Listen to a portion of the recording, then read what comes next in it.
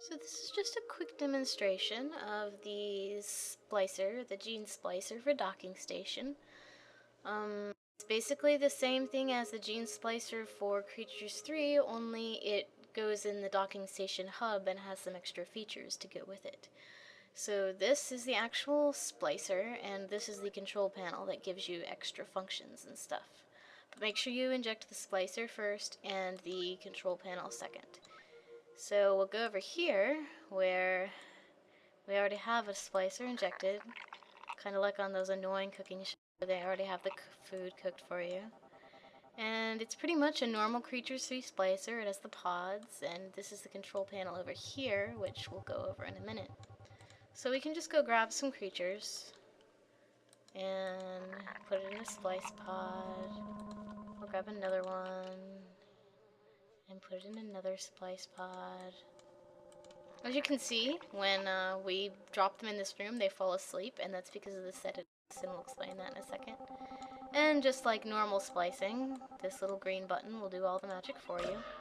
Your newly spliced creature will actually fall into this new little area that's been created down here.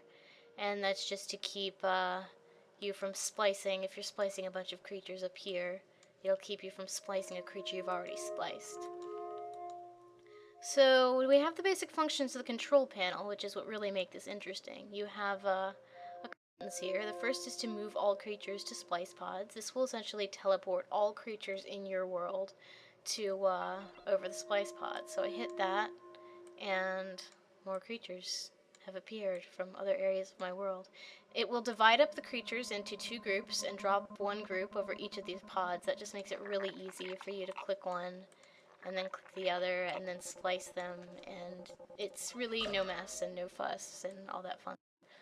The second button here is importing creatures, and you can change this to whatever number you want. We can import 10 creatures. And again, it'll do the same thing. It will import them alternating over each of the splice pods. And it will import as many as you want, and if you put a number that's higher than the number of creatures you have in your creatures folder, it'll just import all the creatures in your My Creatures folder. So that's kind of nice. So if you have like hundreds of creatures stashed on disks somewhere, you can splice them all into one crazy creature. The next thing is create random creatures. I'm going to change that to 10. And this is the same thing, only instead of importing, it literally will create completely random creatures and drop them over the splice pods. It goes a little slow while it's making all these creatures. See, it's made these completely random creatures. Completely random. It can be any breed that you have. It has a chance of falling into this pool. So it really could be anything. And so that's if you just want to splice a bunch of random stuff and see what comes out, because that's always fun. This is a sedative gas, which is what's making them all fall asleep. You'll notice that if we take them out of this area here and put them, like, say, down here, they'll wake back and start hitting each other. That's one of the reasons we have the sedative gas, is so that the creatures aren't hitting and breeding and doing all kinds of stuff while you're trying to splice them. It's also sort of for, I guess, digital ethics, you might call it. If they're knocked out, they're not going to feel anything or know that their bodies are being torn apart and mushed into each other and whatever it is that happens during splicing. It's completely painless. And again, it just makes it easier. Now the auto splice function is pretty much the main event here. This will take all the creatures that you've imported, that you've created, all the creatures in your world, and splice them down into however many creatures you want. Let's say we want 2 creatures left. So when we hit this button, it's going to splice all of these creatures until there's only 2 left. So we can watch the magic here.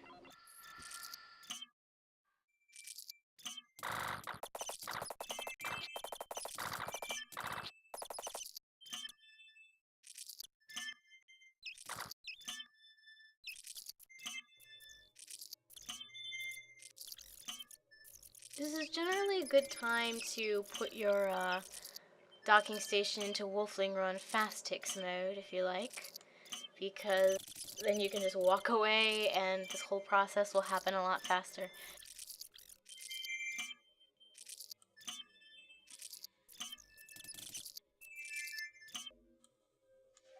there we have it. We have two pretty creatures that are a result of all those other creatures meshed together. They're kind of cute. But yeah, you can do this with as many creatures as your computer can handle. If you want, you can import like 100 creatures and then auto-splice them all and just walk away and come back to see them all spliced. So it's a really neat tool. And I had a lot of fun making this, so I hope you guys all enjoy it. So happy Creatures Community Spirit Festival!